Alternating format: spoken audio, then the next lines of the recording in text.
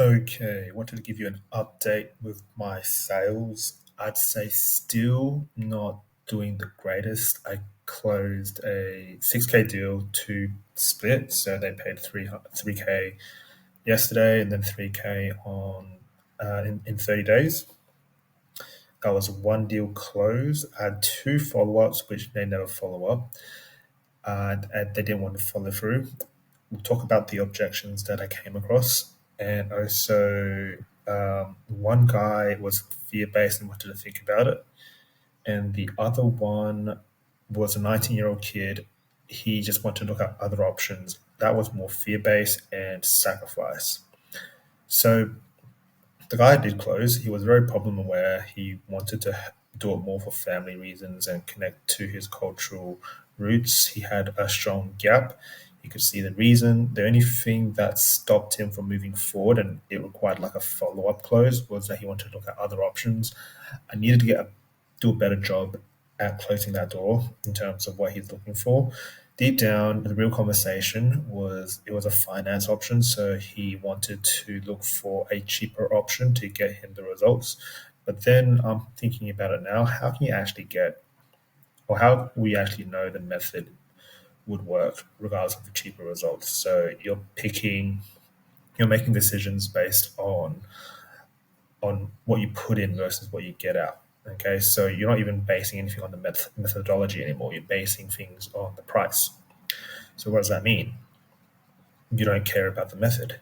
Okay, so if we just put price aside, you've got YouTube as an option, which is a free option. You've got like a cheaper option, which potentially is what our competitors, which are traditional language learning methods, and what we got, which is high ticket. Which one is more valuable?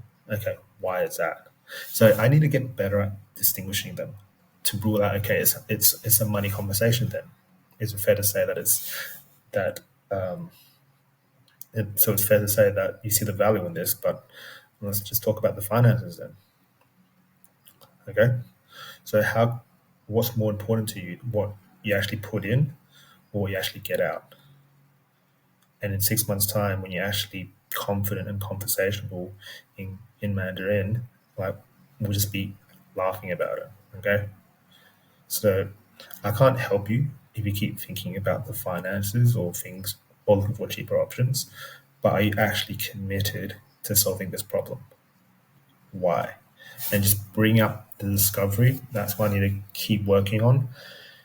The other thing I wanted to talk about is working on my discovery. Discovery needs to improve because two things. One is skill set. The other thing is active listening. So my tangible outcome question is good. So what are you hoping to achieve personally? I In this example, I got this prospect to say they want to learn this language for well, Chinese for their family. They feel like their Chinese is getting worse and worse year by year because she's not living at home, and she wants to improve on both the Cantonese and her Mandarin for her family. She also said she wanted to improve on her writing and reading. So she said a lot of things. What I did wrong was I probed on the wrong things. So I asked, what exactly are you specifically looking for when it comes to writing and reading? And then she brought it back to the family. So that means I wasn't active listening. So where do I go from here? Okay. So I need to understand, okay, you after yeah, I brought into AI and I got some feedback. So the reason it felt disjointed is that I pretty much was having a logistical conversation instead of like what the context was. So so I need to understand, like, give me some context here. So speaking is one thing, reading and writing is another thing. I know they work synergistically, but you communicating with your parents, how does writing and reading fit into all this? Can start there. The other thing is, okay, yeah, look, give me a bit more context. You not living with your parents anymore. Like, when did you start realizing that your language was getting worse and worse and worse? At what moment did you realize that you wanted to put more time and attention to make it less worse? Okay, what's coming up with the communication right now with your parents? How how does that make you feel? Okay, and how long have you try to fix this? Um, I think she said, "I just realized this now." Okay, so what suddenly shifted then? What what suddenly shifted? Yeah, that would have been a good question. The other thing I need to improve on is adding context. I was listening to and from objection handling, and also how the context was going. It was like pretty much back and forth, but there was still a lot of filler words, and I was still interviewee, so I need to improve on that. Now, how does this lead on to internal dialogue of myself? And people have been saying it like your internal belief is a reflection of what you're tending to feel and how you present yourself in the sales call. So in my head, I'm just trying to think very logistically, how can she make this work, or how can the prospect make this work, versus like an emotionally.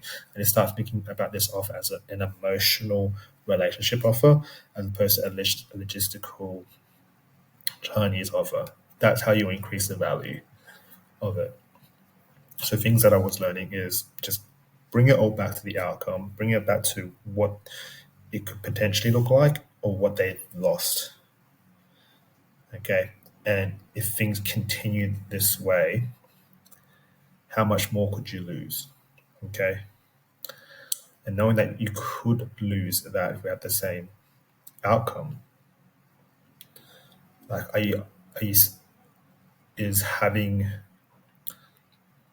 this decision making process always putting price first as opposed to what you're getting out, is that actually helping you right now or not? Because if you keep seeing price or what you're putting in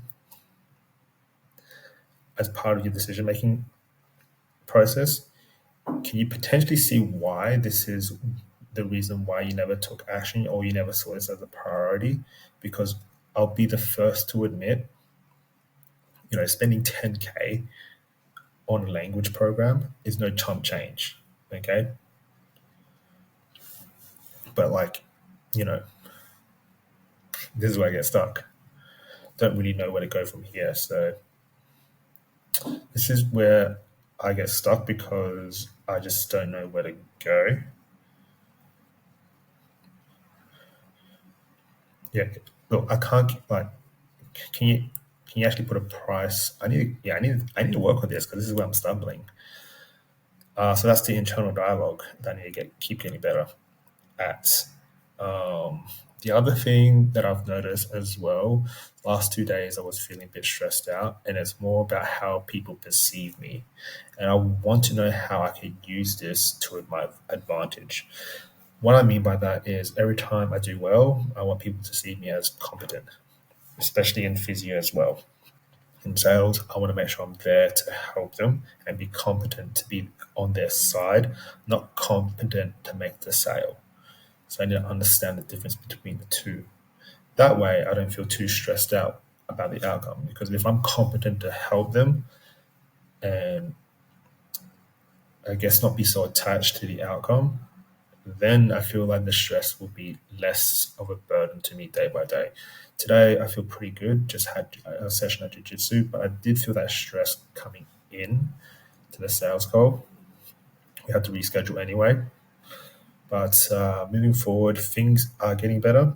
I do want to work on this internal dialogue that I'm having because I know this is bleeding into my commissions. But overall, this is the 10th day of the new year. Let's keep crushing. I would say still in a better position financially than I was last year in terms of potential gains. Still like hemorrhaging a lot of money, but I'm looking forward to the next fortnight in terms of progression. Let's see how we go. See you guys in the next one.